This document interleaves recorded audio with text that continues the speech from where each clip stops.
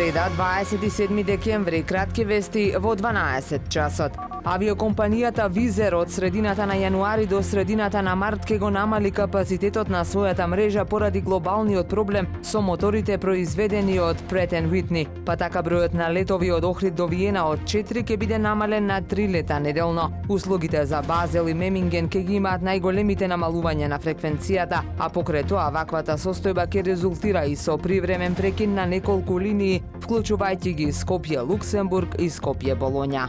Од денеска започна со работа затворениот пливачки базен во Струга, со што се оствари дамнешното ветување дадено на граѓаните. Стружани добиваат модерен и функционален базен на местото каде долги години имаше само урнатини и купишта смет. Во меѓувреме пак покрениот базен во Охрид е се уште недовршен и покрај сладките зборови и ветувања кои ги слушаме долги години. Кон крајот на септември првиот човек на Агенцијата за млади и спорт Наумче Мојсовски рече дека Охридскиот базен треба да биде завршен за 1 година.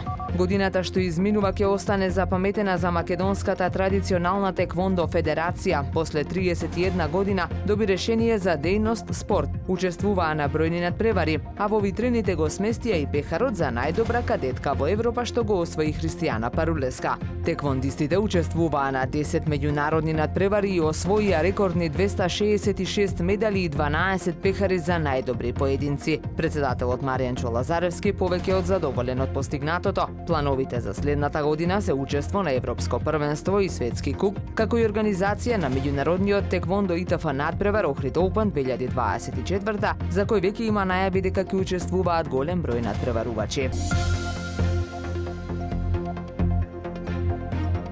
Времето денес сончево и релативно топло со мала до умерена облачност. Дува слаб до умерен северозападен ветер. Максималната температура во Охрид до 12 степени. Повеќе информации на ohridpress.com.mk. Уредник и водител на вестите Даниела Спасик. Технички реализатор Реджеп Селман.